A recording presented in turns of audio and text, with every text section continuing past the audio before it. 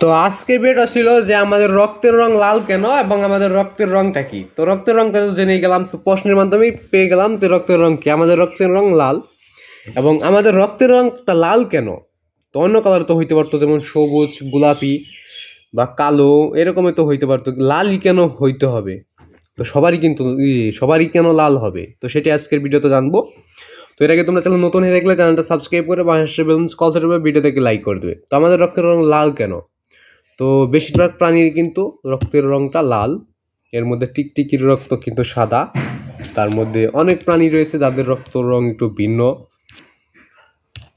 তো হয়তোবা আমাদের জানা নাই যে অনেক প্রাণীর রং লাল থেকে অন্য ভিন্ন কালার হইতে পারে, কিন্তু মানুষের রক্তের রং বা অনেক পশু পাখি যেমন গরু, এদের রক্ত কেন লাল সেটা আজকে দেখবো। তো আজকে এটা এই জন্যই যে আমাদের বা মানুষের রক্তের রং লাল কেন, লালটা কি জন্য হয়, তো সেটি আজকে ভিডিওটা জানবো।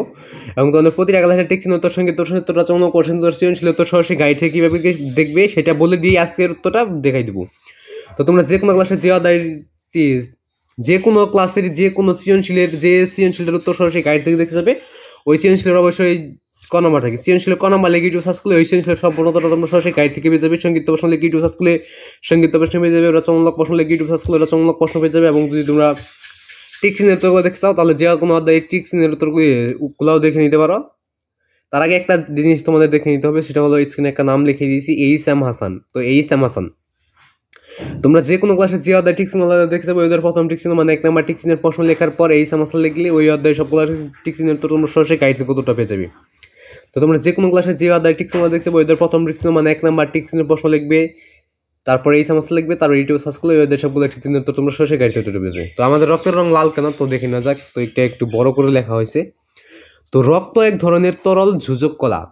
রক্তের প্রধান উপাদান সমূহ হলো রক্ত রস ও রক্ত কণিকা। হলুদাভ রক্তরসের মধ্যে রক্তকণিকা সমূহ ভাসমান অবস্থায় থাকে, আর রক্তকণিকাগুলোর মধ্যে লোহিত রক্তকণিকায় হিমোগ্লোবিন নামক এক ধরনের লৌহ গঠিত প্রোটিন জাতীয় রঞ্জক পদার্থ থাকে, যার কারণে আমাদের রক্তের রং লাল। তো এইটুকুই ছিল রক্তের রং লাল কেন। তো এখান থেকে স্ক্রিনশট বা ভিডিওটা থামিয়ে লিখে নিতে পারো। তো আমি আবার বলে দিচ্ছি। তো রক্ত এক ধরনের তরল যোজক কলা। রক্তের প্রধান উপাদান সমূহ হলো রক্তরস ও রক্তকণিকা। হলুদাভ রক্তরসের মধ্যে রক্তকণিকা সমূহ ভাসমান অবস্থায় থাকে, আর রক্তকণিকাগুলোর মধ্যে লোহিত রক্তকণিকায় হিমোগ্লোবিন নামক এক ধরনের লৌহ গঠিত প্রোটিন জাতীয় রঞ্জক পদার্থ থাকে, যার কারণে আমাদের রক্তের রং লাল। তো এটাই ছিল আজকের ভিডিও। তো এখান থেকে স্ক্রিনশট বা ভিডিওটা থামিয়ে লিখে নিতে পারো। তো আজকের ভিডিও বন্ধু, ভিডিও ভালো লাগলে চ্যানেলটা সাবস্ক্রাইব করে পাশে বেল কল করে ভিডিওতে লাইক করে দেবে। তো আজকের ভিডিওটা এ পর্যন্তই।